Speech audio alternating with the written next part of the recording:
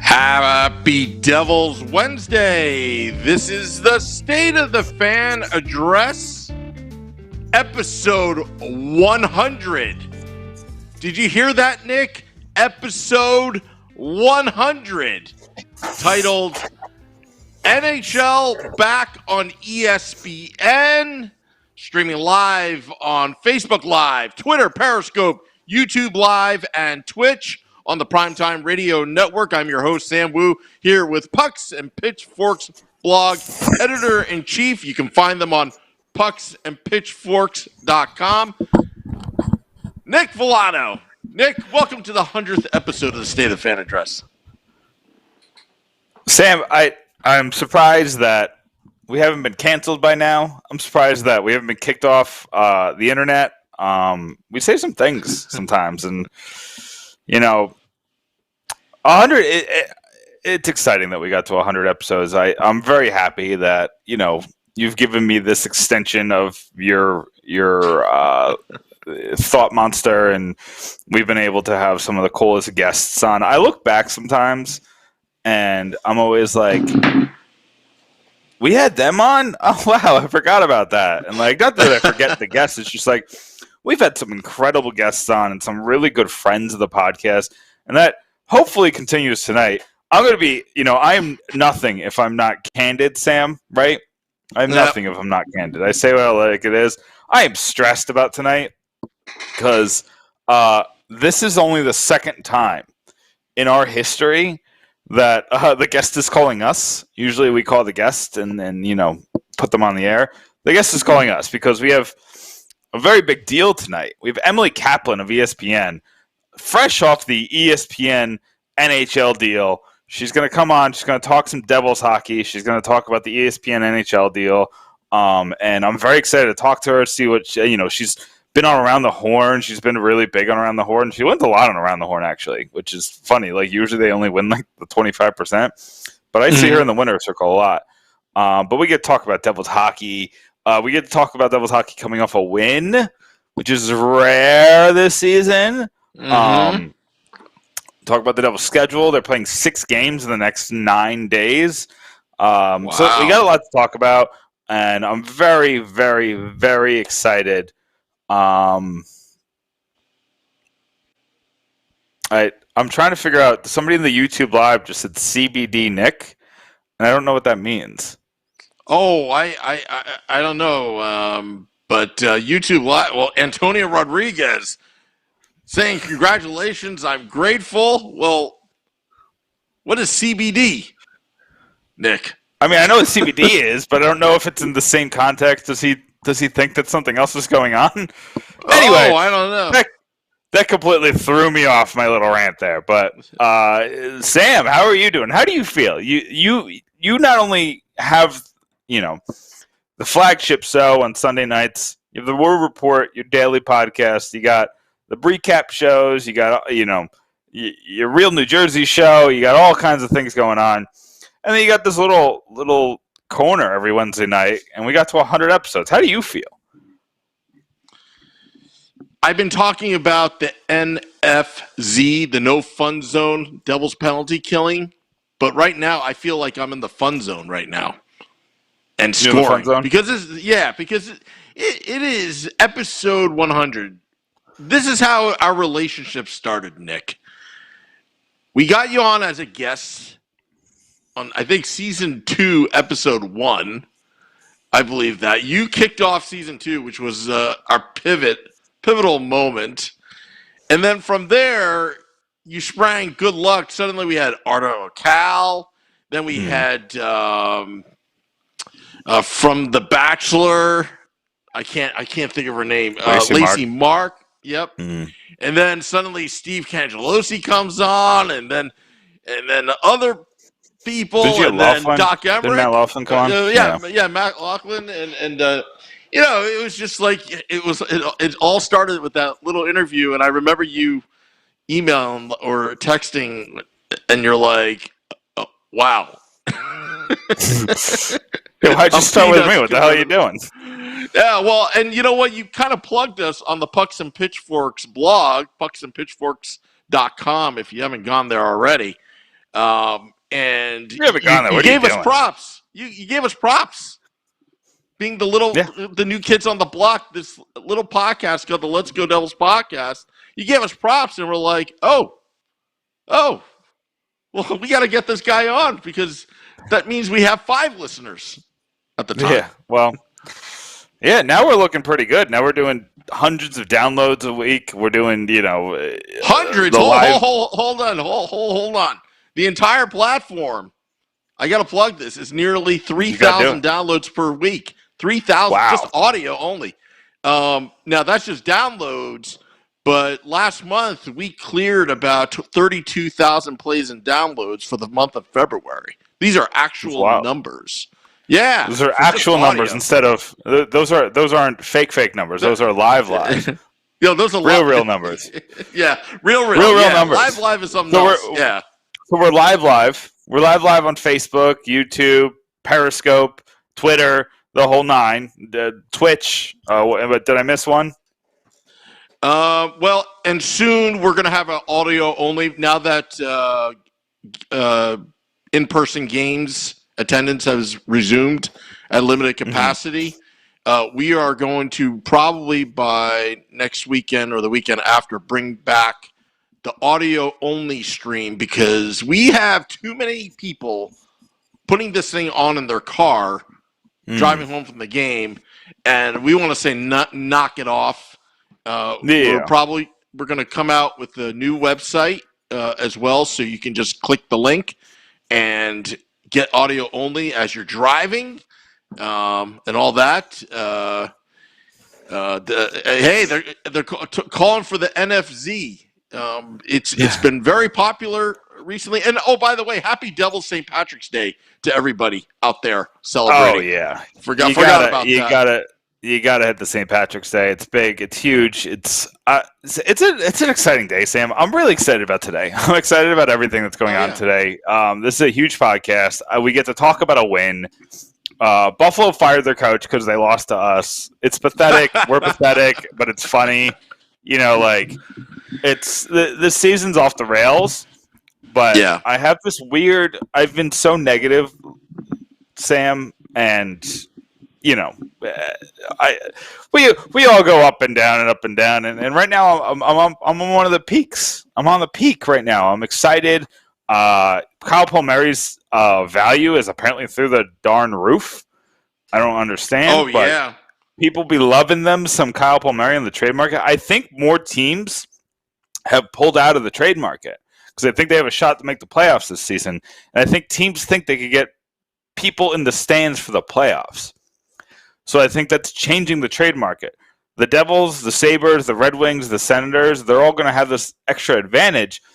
But on top of it all, I think that the Devils have even more advantage because I think players are going to say they don't want to go to Canada because they don't want to deal with the 2-week quarantine. They don't want to deal with, the work visa issue. They don't want to deal with getting stuck there. Sam, they can't see their family. That's a problem. And I know, I think it's James Myrtle of The Athletic reported that Palmieri is an 8-team no-trade list. And I wrote a story that's coming out tomorrow that brought up the fact that he can just say, I don't want to go to the 7 Canadian teams and then just pick a rando team.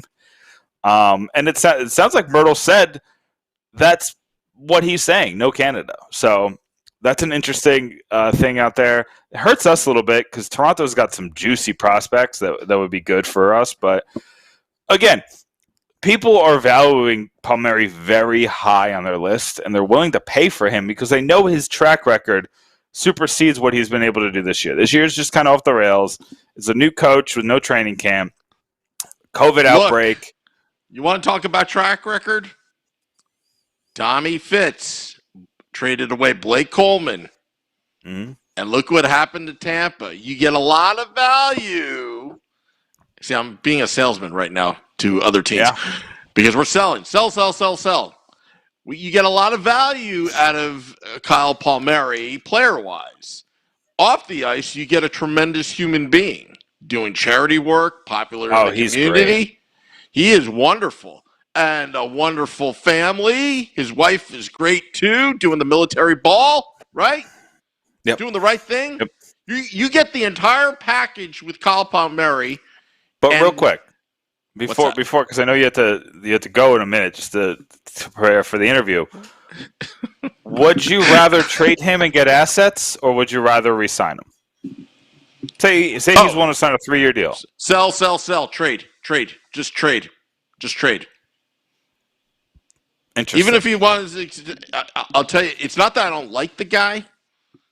I just think that there are too many holes that the Devils need to fill right now on the wings, and it's kind of addition by subtraction in a way. I think we need more picks. We need to get younger, and I just don't think the timing is right to have Palmieri. I think Palmieri should go out and try to win a cup.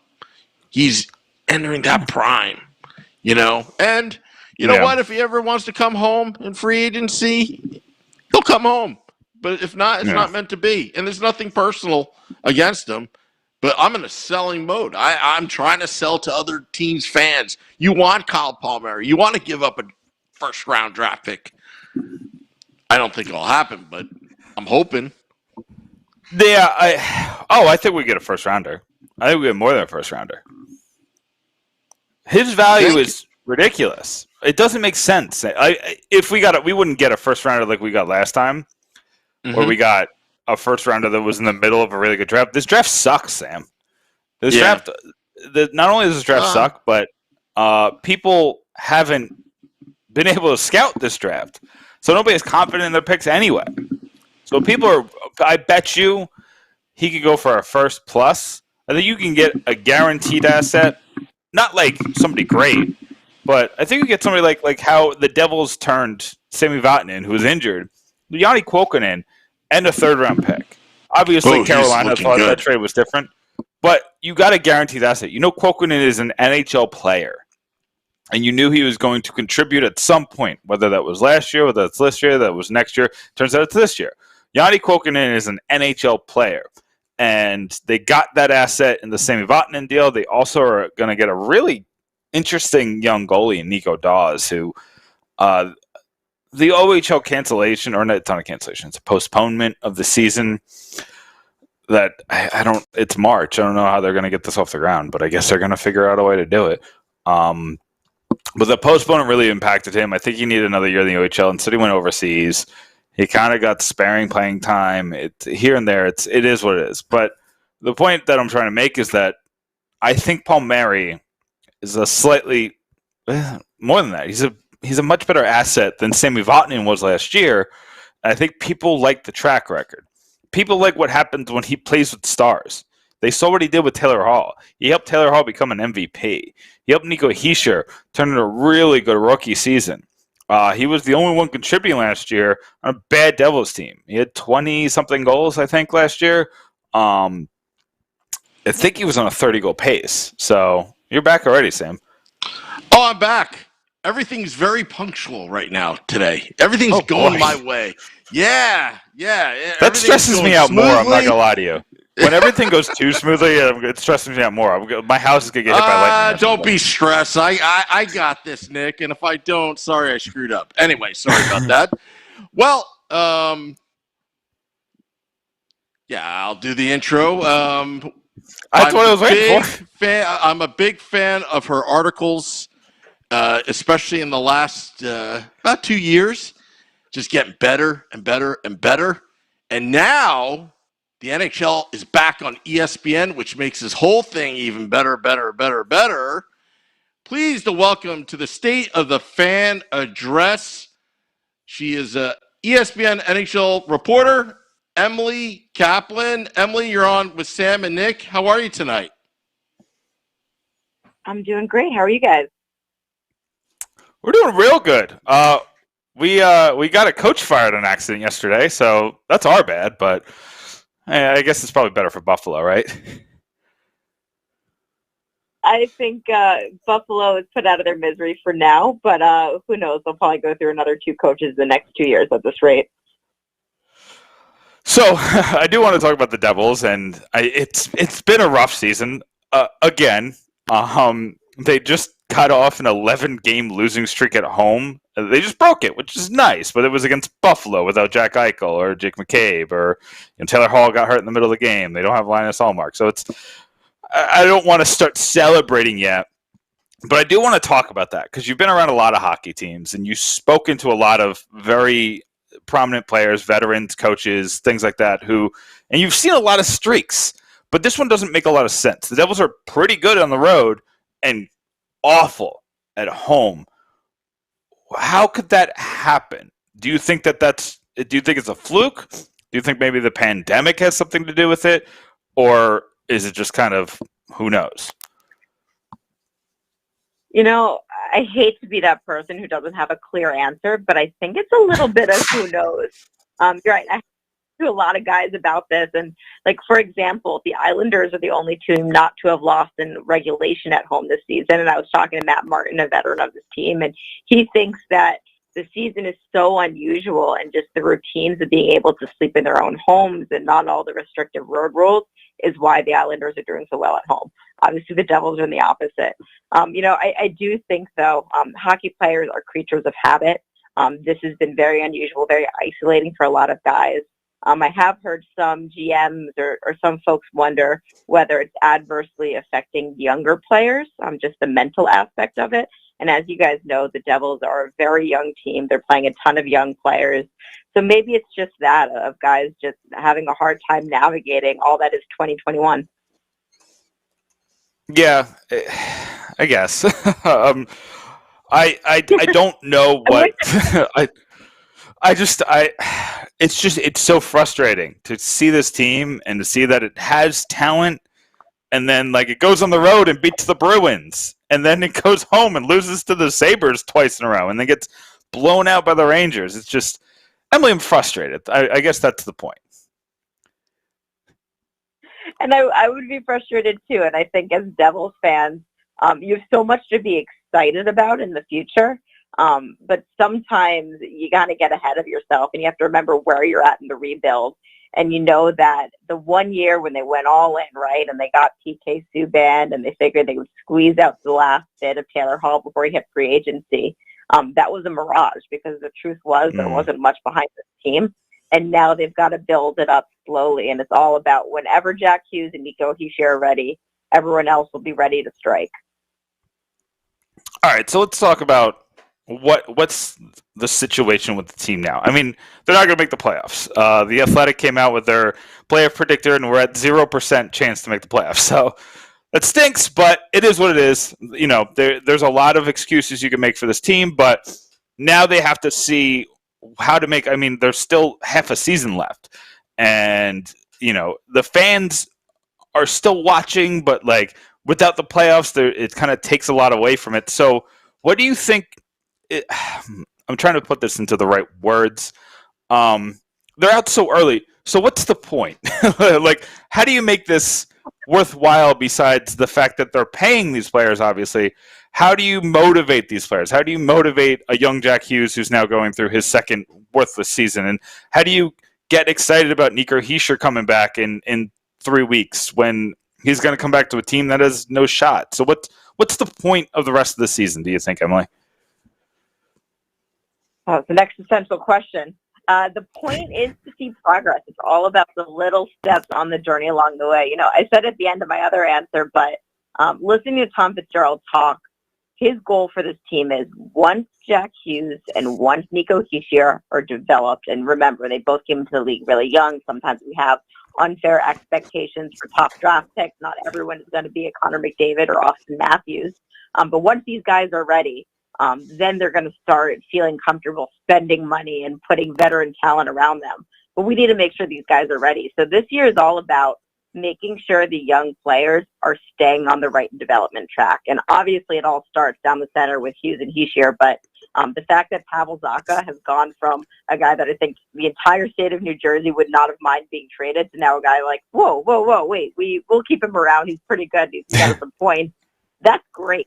The fact that Ty Smith and Damon Severson have been making strides, that's great. What's probably not great is Mackenzie Blackwood being overlooked, and we remember why they signed Corey Crawford to begin with, to shoulder some of that burden. But that said, I don't think the organization looks any differently on Mackenzie Blackwood. He is still their goaltender of the future, and their still future is very bright for this core of young guys. And to be honest, Emily, as somebody who watches this team every night, that defense, you could put, and I've said it, you can have a tandem of Brodeur and Hasek in there, and I don't think this team makes the playoffs with that defense.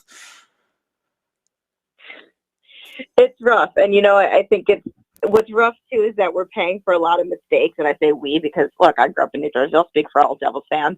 Nice. You're paying for a lot of mistakes of previous teams. Yeah. 973 area code. I'm proud of it. Wow. The issue is veterans on that defense. I know. Montclair, New Jersey. We can just talk about that. Oh, can I tell you a really quick story about Montclair, New Jersey? It'll take 2 seconds. I don't mean to cut you off, but you said Montclair, and it's one of the funniest stories. So in my past lives, I've had a lot of jobs, and it's helped me in being a journalist because in my news job. But one of my jobs was I was a door-to-door salesman where I was selling windows and siding and roofing to people at their house, which was kind of a weird thing to do. But I went to one of the historic neighborhoods in Montclair and had one of the better days ever, but the place I worked for got so mad at me because you can't sell any of these products to any of those houses because they're all historic houses and they have to keep everything original. So that's the only thing I remember. Montclair, New Jersey is one of the most beautiful cities in New Jersey, and it's one of the reasons why New Jersey has a bad rap. But you go there and you just see so much great architecture. But I went there and I tried to sell windows to these 150-year-old houses, and half the people looked at me like I was crazy. Be like, "Yeah, I want your vinyl windows in my 150-year-old house, sir." But the other half was very much like, "Sure, these are wood. These suck." Anyway, that's my random Montclair story. But Sam, what did you? I just wanted to clarify. I'm sorry, Emily. I just wanted to clarify. Is it Montclair or is it Upper Montclair? Apparently, there's a big difference.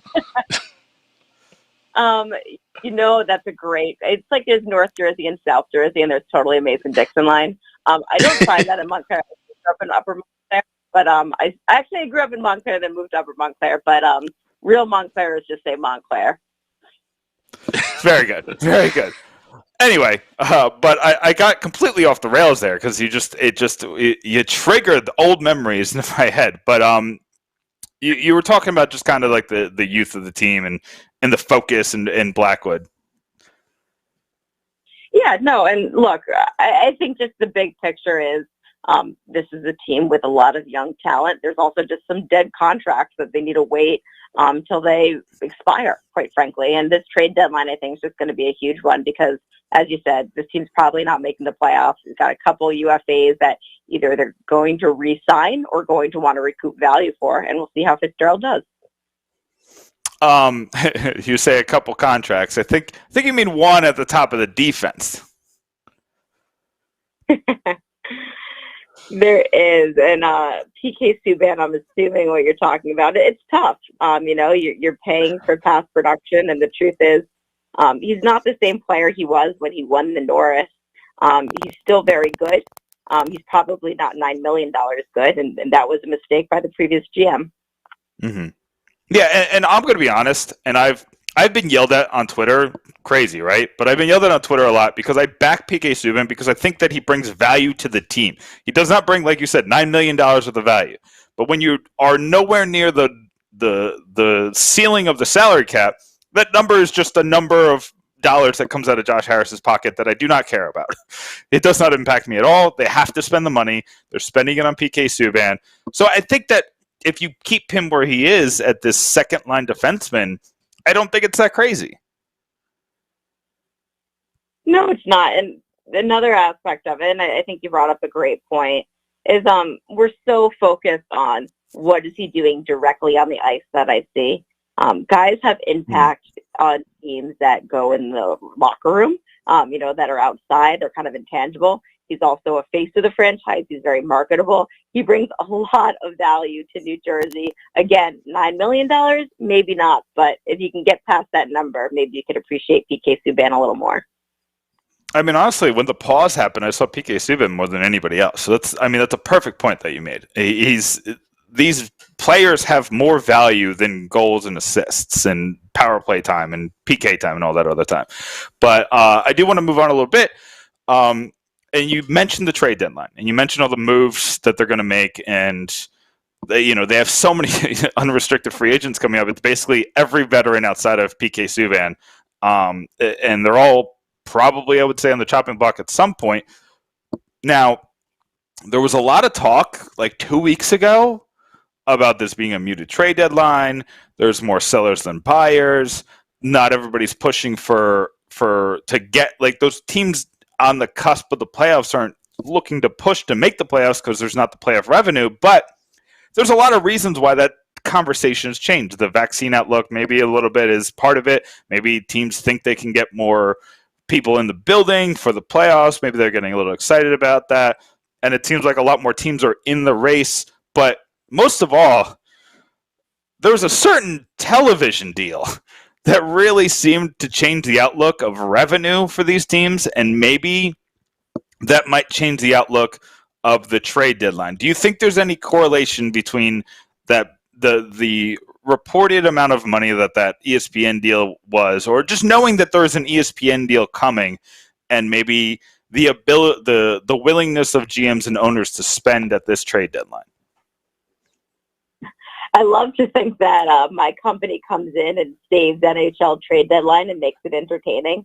I'm not sure that that's the exact correlation. One thing is these guys knew that there was going to be a TV deal check coming in, and Gary Bettman was projecting it would be around this much. One of the reasons I did hear that this trade line was going to be slower, yes, there are the quarantine restrictions, and yes, we maybe, you don't want to see what we saw with Pierre-Luc Dubois having to quarantine 14 days, get out of it in Winnipeg, and then all of a sudden get injured. That's not ideal. But a lot of teams are also running under internal salary caps this year. A lot of owners didn't want to spend an extra dollar than they needed to. And maybe that's changed over the last couple months, and maybe their personal finances or their personal philosophies have changed. I like to think that they set their budget for this season and they're going to stick with it. From what I've been hearing from people, if deals are going to get done, a lot of teams are going to want to get their business done early. So I would look for the next 2 weeks as to be potentially busy ones. And we'll see, every year we get scared that it's not going to be busy, or we get excited it's going to be too busy. And usually every year it's not always what's expected. Like, did anyone ever think that Blake Coleman would be the best trade deadline deal of the year? Probably not. No, but I mean, I think that was one of the more fair deals I've ever seen in my lifetime. I'm not gonna lie. It was, and what's interesting about it is, like, it's one of those deals that at first you're like, this player, that price, what? And the more you thought about it, and the more it aged, you're right. It was totally fair, totally right, and it worked out for both sides. Yeah, absolutely. And honestly, the Devils fans felt it was fair. Maybe the Lightning fan didn't understand, but seeing what Coleman was doing and his ascent, he just turned into a different player the last 2 seasons. So I think that the Lightning got themselves. I think the Lightning are going to probably push hard to keep him there for a while. I don't know how they're going to do the cap gymnastics, but just one real quick last questions on the Devils before we kind of get into the ESPN thing is: do you we talked about the deadline. The moves are going to come in the next 2 weeks. We know that Palmieri is the big piece. I see a lot of national reporters really rating him highly and thinking he's going to get a decent haul. But after watching the season, I just thought that he hurt his value too much. So, you see this on the national level. You see this from every other team's eyes.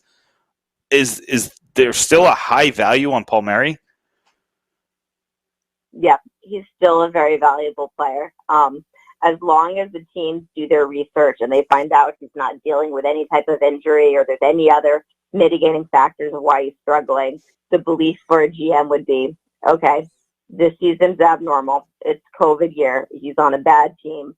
We know he's a competitor. We know the proof of concept of what he is in his career, and we know he'll be motivated because he probably wants a new contract next year. I want him on my second line wing or wherever it might be, and I know he's going to thrive. And maybe he has a lesser role in my team because I'm a contender and I already have my position set, and maybe he'll thrive in that role. So I do think there's still very much a market for him, and we'll just see what the market is this year, because I've also heard that first round picks in 2021 might not be valued as high as they have been in the past, just because this draft is so wonky and no one's had the proper evaluation for it.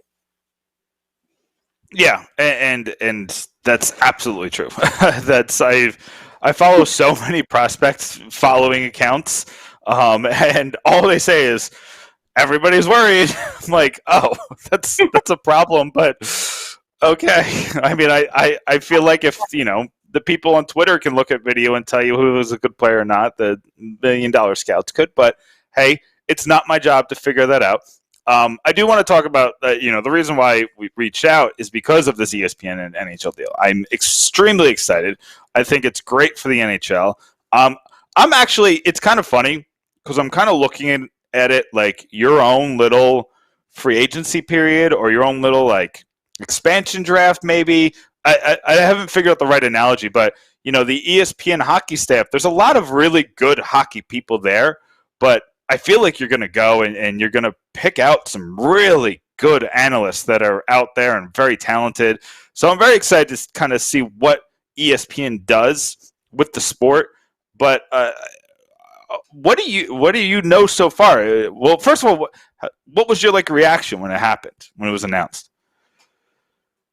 Man, I was just pumped. I was pumped about the possibilities, just like you were saying. But I was also pumped about what it meant for hockey.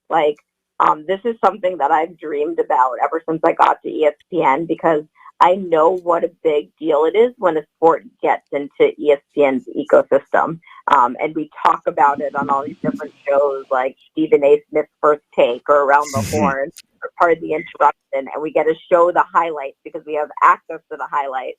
And then we get to show the games. And that's all exciting to me. The streaming aspect of it was super exciting to me. I mean, now instead of getting NHL TV, you just need to get ESPN Plus and get any game you want to watch. It's just fantastic. And I thought about players and the way we're going to promote them. And, my biggest issue with hockey and the way it's covered is that as much as I love it for being the ultimate team sport and the guys don't use the pronoun I, they say we or you, we don't really know these guys and they don't promote themselves, and they have such fascinating stories and they really deserve the attention. And I hope that we're going to prop them up and introduce them to the world. So those were all the thoughts going through my mind.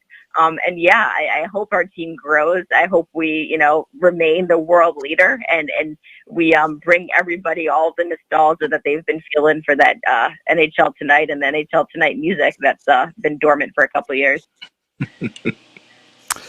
So, do you know what? I've loved your writing, and I loved the podcast. I don't want to bring that up. I know everybody asked you about it, but I loved everything you've done at ESPN. You've been incredible.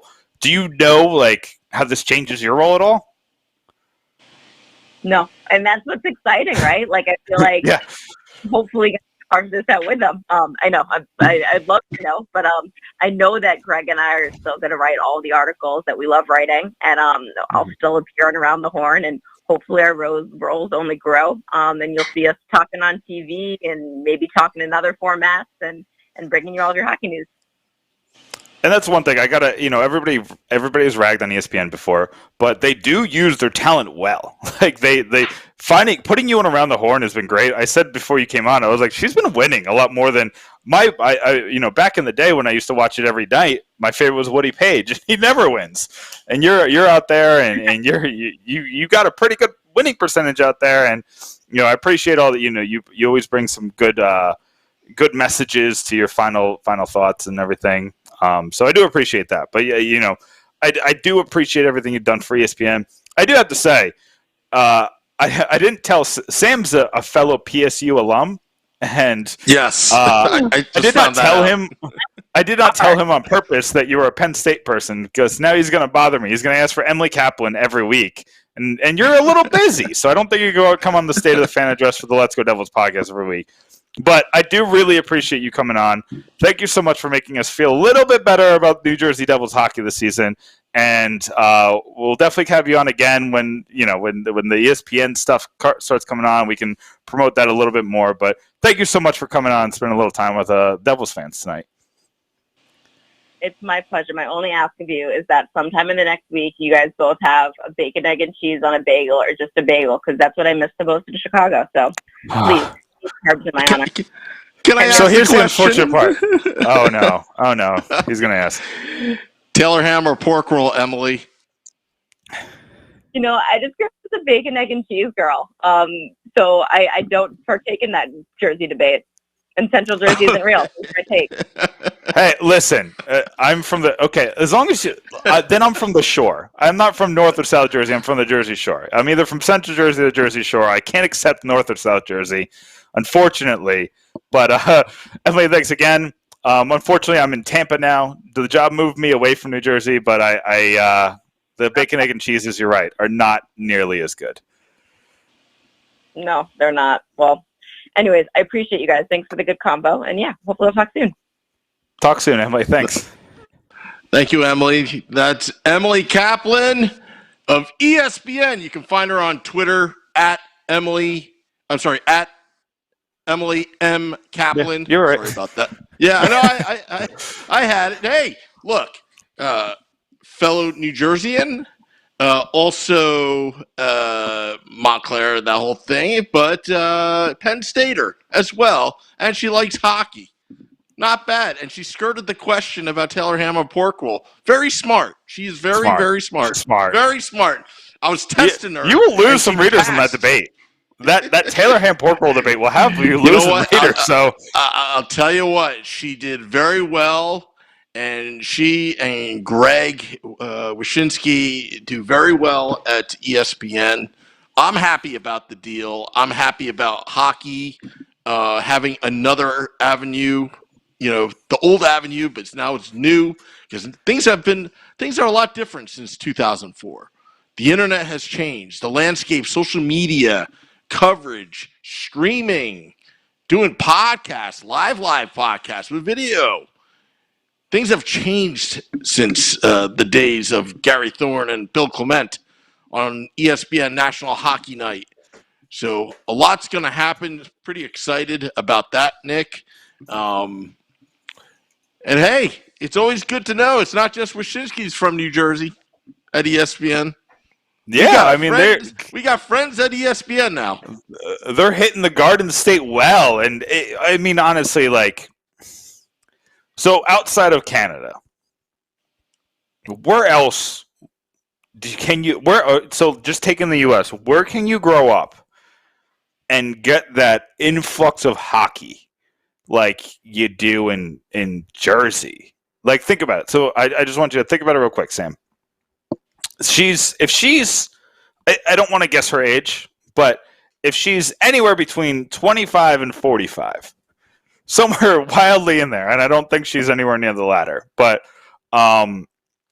she grew up during a time when the Devils, Rangers, Islanders, Flyers all existed. It's more likely that while she was growing up, the Devils were that dynasty team. The Rangers had won the Stanley Cup. The Islanders were a mess, but at least they were good television. They were a mess. The Flyers were really good. They had Eric Lindros, a star player. Mario Lemieux was not too far down the road in Pittsburgh. This division was insane. And those, when you take the tri-state area that includes Pennsylvania, so Pennsylvania, New Jersey, New York, it was the epicenter of hockey for a little while. It felt like hockey went through there, even when other teams won. Like Detroit was really good then, and Colorado was really good back then, and there was a couple teams. Dallas was really good back then, but they were separate markets. Like Dallas is on an island on its own. Colorado is on an island on its own. Detroit, there's a little bit of a hockey following, but Columbus didn't exist yet, and there was a missing extra thing. There's 5 teams here, Sam. 6 teams if you include Pittsburgh, but we'll say right? No, 5 teams including Pittsburgh. Sorry, math is hard. There's 5 teams when you include Pittsburgh in this area. That's not even counting, Boston right up the road. So it's just, and Washington down the road the other way. Right here, right in the middle, right in New Jersey, it's such in the epicenter of hockey and great hockey and exciting hockey. And that's why you have all these holdover fans that are frustrated who are Devils fans. That's getting back to what's going on this season. This team was in the playoffs for, 14 out of 16 years or something like that? Something crazy. They had such a great run of at least competence. Such a great run of being in it. They had such a good run, Sam. And now we're on the opposite run. The last 10 years, if you go from 2011 was that year that John McClain missed he was a mess as a head coach. And it was the first year that it looked like our run was over. Then we had the run in 2012. It was like the last hurrah. But then Parise left. Kovalchuk was kind of ho-hum. He had one of the best postseason performances with the bad back and just the storyline. But once that lockout hit, I knew it was kind of a possibility that there was a problem. And then when he left, the cupboard was bare. And Lou did his best to try to hold it together with tape and dental floss. But it was just impossible. And honestly, he just needed a rebuild. Lou doesn't rebuild, though. Lou went through the rebuild. He did it all. He figured out how to make it, and you don't want to rebuild on the last couple of years of Brodeur. Why would you do that to him when he wants to come back and still play? And he's playing at least as a competent NHL level. He wasn't great, but he wasn't, there are worse situations for goalies in the NHL. I understand the frustration. The frustration goes overboard a lot, and I'll call it out when it goes overboard. But when you're just frustrated and you're like, I'm not going to watch this team, I'm like, I can't blame you. Or if you tell me that you're going to take the year off, okay, that's fine. I come short to changing fan bases. I'm never going to tell people to do that. Either read pucks and pitchforks, and we only talk about Devils hockey here, Sam. Of course. But I'll never back out of a fan base again. And I say again just because I used to be a Giants fan, and then I backed out when I was young because I found out that they played in New Jersey and called themselves New York. I think I told you a story. So I'm done with being a Giants fan. But sorry, Giants. The only time I ever backed out, and I get ragged on it, I used to be a huge New York Knicks fan. But when they traded Patrick Ewing, I jumped to the Nets when the Nets were just so bad. And then they went to two NBA finals. After they got it, Jason and it turned out that James Dolan, that regime, now they're starting to improve, but it was like a 20-year roller coaster ride with the fan base and the team. Yeah, it's still, but it's improving now. It's fine. They got a nice little foundation, but I'd much rather have the Knicks season than the Devils season. I'll tell you that. The Knicks season. Yeah, but I'll tell you what, Kokanen's looking good. Sharon Govich is looking awesome. Right now they're hot. The defense, the penalty killing in the last few games has been rock solid, perfect. So they've shored that up as of now. They need to continue doing that. Ironically enough, the worst penalty kill unit in the NHL is the Nashville Predators, John Hines' team. So I thought Thanks, that was John. kind of ironic, but I also think that pause, that stoppage for 16 days to deal with COVID, and then immediately coming back, meaning, okay, some of the players had it, and then having to play professional hockey. You know, we got to give these guys a little bit of credit because they never waved the white flag. At times, Yeah. they looked really bad, but I go back to Buffalo before the pause, that Lindy Ruff video where he's busting chops and the team was on a high and very confident before the pause, that I think that's what I like to look forward to by the end of the season, being at NHL 500 and some of these special teams deficiencies are shored up and momentum built for next year. Now, a miracle can happen and they can just rip off, 6 weeks of winning, but Yeah. I don't think that's going to happen. But right now, I think, honestly, I think the future down the middle looks really good at the center position. I think defense, they really need to get a stopper, the number one pairing. They need that guy. They don't exactly need a Norris Trophy. It'd be nice, but a defenseman that has an impact defensively where Mackenzie Blackwood is not left to fend for himself and there's a physical presence in front of him. It's starting to happen now, but it needs to be more consistent before I believe that they've improved. It's starting to happen right now defensively, I think. They're getting more physical up front. Before they were just stick checking their opponents and letting them have a free pass and free ride through that little rectangle I call the no fun zone right in front of Mackenzie Blackwood.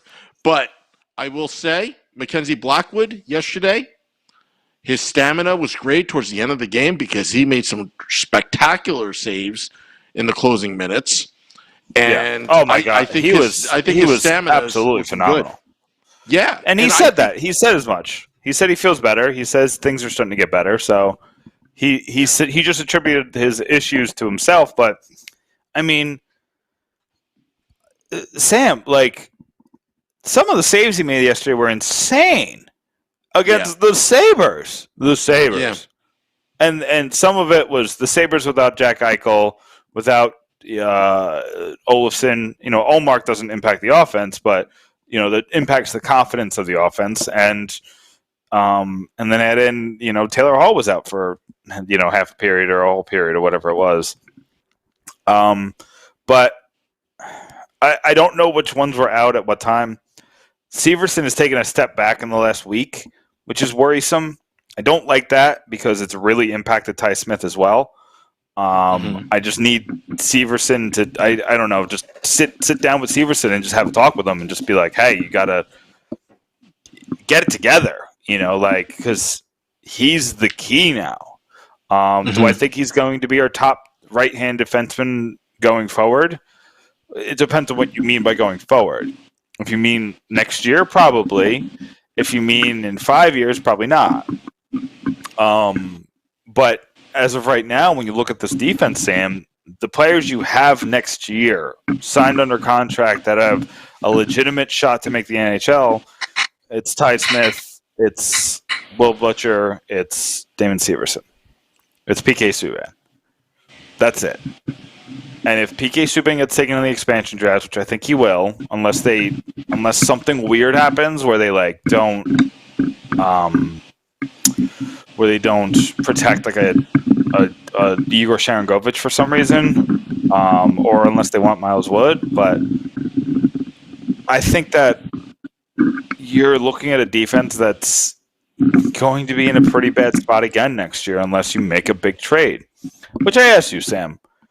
I look at this roster, you bring up Kuokkanen, you bring up Sharangovich. Miles Wood has been phenomenal this year for what you expected out of him. I think you got some really good prospects in Mikhail Maltsev. I think you got really good prospects. I think Jesper Boquist is going to figure it out. He's too talented, and he just started his career under a terrible regime at the end of Hines, and then during a pandemic, it just hasn't fit. He needs to get going again. He'll be fine. I think if he's a bottom six forward, I think everybody will be just fine with that. But you got a foundation there, right? You can name 5 rookies who will probably be in the lineup next year. Do you try to make a move, like a big move? Like, do you try to get a Patrick Laine? Do you try to get a big money forward, like a big money winger? Or do you just sit back and wait again? If the deal is right, get a big name forward winger that you can foresee being here in the next 5 years. I would wonder if they would let Laine negotiate, because I think you can negotiate this offseason. So I wonder if they'd let him work that out. I don't know. I don't know if he's the answer. He's an answer. At what price? But I can't think of a better answer. But right now, when you look at the potential prospect pool, I mean, who would have thought that Sharon Govich would be on the team? And he's starting to heat up. Kokkonen, we had high hopes for. That was a great trade, and the fact that we got Sami Vatanen back was kind of cool. But really, we don't make trades to just kind of like rip off the other team. We got a team that needs to win. But I will say, though, that if Lindy Ruff and Mark Recchi and Azardine, if they can get everybody to have a solid April, and I'm hoping we get to see some of these prospects from Binghamton come up for at least a couple weeks of NHL experience. It would be kind of cool. But to my point, I think the future is going to look really bright if we just continue doing what we're doing. And I know that we've been overly patient since 2015, but a lot has happened. I think Ray Shuro actually did a decent job. I think that the fault on him was I think he kind of overvaluated the team after that run, Taylor Hall's MVP run, and also sticking with John Hines way too long. I think, but I think everything else, I think Fitzgerald, make the right deal. You don't have to make a big splash, but just make the right deal. If Laine comes at a reasonable price and you can foresee him being on this team in 5 years, doing very well, go for it. But don't get we've been in it this long. A little bit longer is not going to hurt. That's all. Yeah. So sell. That's what I say. But it depends on what next year is. If next year looks like what the beginning of this year looks like, where it's competitive, and I'm not of the thought process that that if you miss the playoffs, you have to bottom out. I don't think that, I get it. Getting a better draft pick is better, obviously, but I think the experience of being in a playoff race and having games that matter in April means something. But at the same time, we're going to get a good defensive prospect this year, almost definitely. Maybe it's Luke Hughes. And that's the only worry I have, Sam. My only worry here is if Luke goes to Vancouver. Because then you got Luke and Quinn in Vancouver. And how much is that pull going to yank at Jack Hughes? But the Devils have control over him for like 7 more years. So maybe it's a moot point, but it was the same moot point with Jack Eichel. And look at what's happening over there. I don't want to be negative. Emily made us feel good. She made us feel all warm and fuzzy inside about the future of the franchise. But I'm trying to look at it realistically, and I'm a worst case scenario guy. I work in news, Sam. I see the worst case scenario, so I know that the worst case scenario is possible. And the worst case scenario that could happen is, Hughes one day says, I can't do this anymore. And we're in year 2 of Jack. So we're nowhere near that. I don't think we're anywhere near that. The only thing that would worry me is if Luke goes to Vancouver and Vancouver plays well. Vancouver's not playing well right now. But, they have Pettersson. They have a decent young core. They have a lot of bad contracts, though. So I don't know what they can do to build around Hughes and Pettersson and Demko, who they have to sign all 3 of them this offseason. I do have one question, because I'm going to write about this later this week. I don't know if it's tonight or tomorrow. But Yanni Kuokkanen and Igor Sharangovich are both restricted free agents this season. How is that negotiation going to look? Because they have no track record of NHL play before this. Like Kuokkanen got in a couple games here and there, but Sharangovich has 0. So how does that negotiation look? Are they restricted? I'm assuming they're restricted. Yeah, they're both restricted. You give them a qualifying offer. Well, yeah, obviously, but they're not going to play on the qualifying offer. Come on, Sam. Lowball them. You're basing on a shortened season. I'd say lowball them, have them come up, and then you come to an agreement, and then you're done. Restricted free agency is not so nice. But I'm glad I'm not selling you a house. Yeah. Hopefully, $1. Hopefully, some dumb team just blows them away with a $10 million a year offer, and then we get all their draft picks. Yeah, I don't see that. It won't happen. Yeah, no, it's going to be a fun couple weeks. I got a piece coming out tomorrow about Kyle Palmieri. Well, I guess I'm doing plugs now. I guess we're coming to the end, huh? Yeah, plug away. I got a piece coming out, so I'm going to start a new little series, just a real quick one. But the Devils having so many players on the trade block, I'm going to do like 5 best teams for each player. I went with the most obvious first. We're going to start with Kyle Palmieri. I will say, spoiler, I added Toronto in there. I know that the report came out that he said no Canada, but we've heard those things before. We heard that teams on no trade clauses have been traded to. They just need extra compensation of some kind. So I left them on there because the deal makes too much sense for the Devils that they will probably try to convince him. It probably won't work out that way. The other 4 teams are much more likely. I have one surprise team there, Sam, that I actually think makes a lot of sense. So, but I'm going to do one for Gusev. I'll do one for Ryan Murray. I'll even do one for PK Subban and Miles Wood. Just kind of seeing which teams fit best. That starts tomorrow morning, 6 a.m. That'll be out probably around like 6:15. That'll be out on pucksandpitchforks.com. And then make sure you keep reading. We're going to have stuff out every day, as we usually do. I had actually a fun one, Sam, and I was thinking of you. What's that? I got to send it to you. I wrote the 5 names that would surprise you that are on the Stanley Cup. And it made me think of you because you probably know all of the names.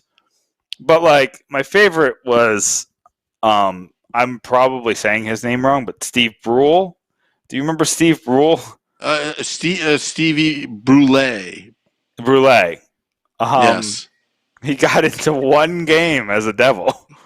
Yeah, and you know what? Career game.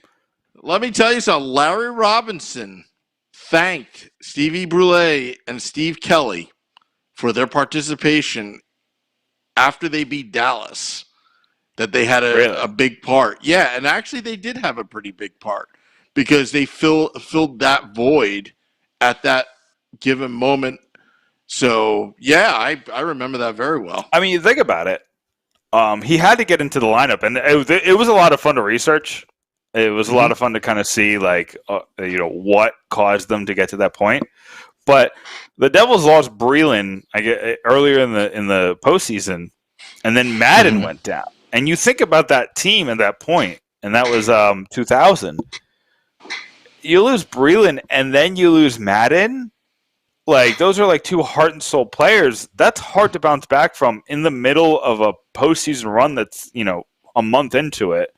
So for him to jump in and to play, it sounded like he played well. I personally don't remember it. I don't. But I was reading up on it. I read a couple articles from that day about Brule specifically. And it was interesting. But that's up on Pucks and Pitchforks right now. You could go there, pucksandpitchforks.com. You can read that. You know what else I wrote, Sam, which is kind of fun? That? So FanSided has expanded my reach a little bit. And I'm starting to write more about like national NHL. So I think this is up on puckpros.com. But I wrote the 30 greatest players of the past 20 years. Oh wow! So that was an interesting one. That was a lot of fun to write. Just kind of like looking into the history. And now over the next 2 weeks, I'll be working on the 30 greatest goal scorers of in history. Actually, I'm going all the way back. So that's going to be a very research heavy one. That's always a lot of fun. But yeah, so my role's expanding. Also, I have the draft stuff on fansided.com. If you guys are into the NFL draft, make sure you look at all the mock drafts I'm writing. I'm finishing up a Minnesota Vikings one, but I got one on the Patriots out. Got one on the Broncos that's coming out within the next day or two. And then I got one. The Saints one's out. I got a Seahawks one that's coming out. I got a lot going on, Sam. I'm moving. Well, that's great. I mean, now you're going to the big time. We just had Emily Kaplan on, and now you reveal that you're just doing bigger write-ups, Puck Pros, 30, greatest players.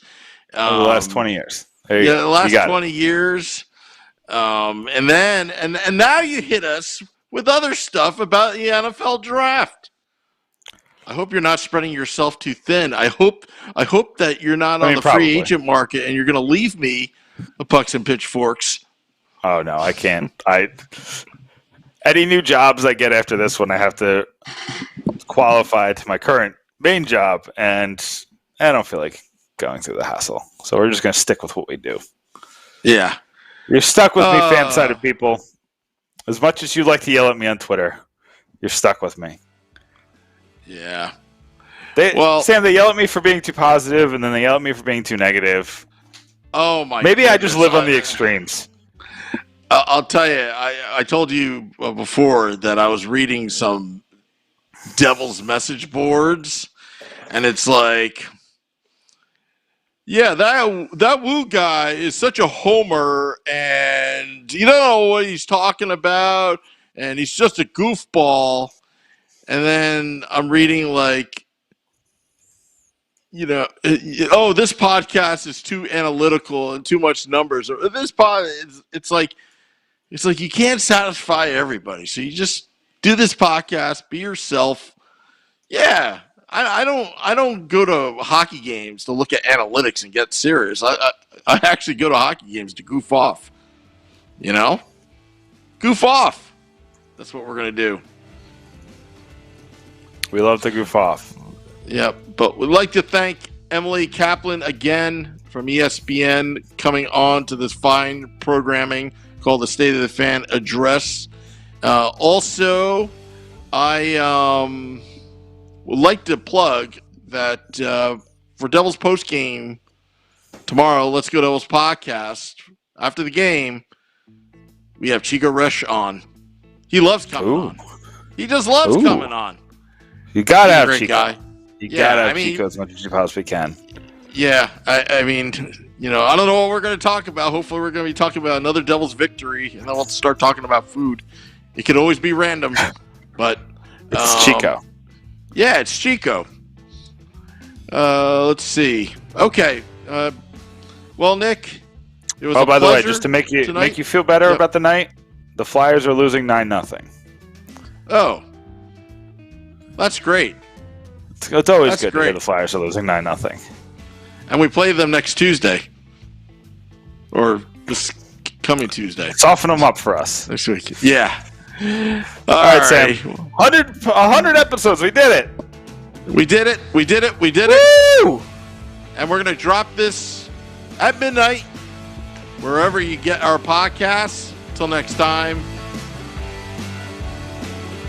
Got to get the graphic up. Let's go Devils. Suck.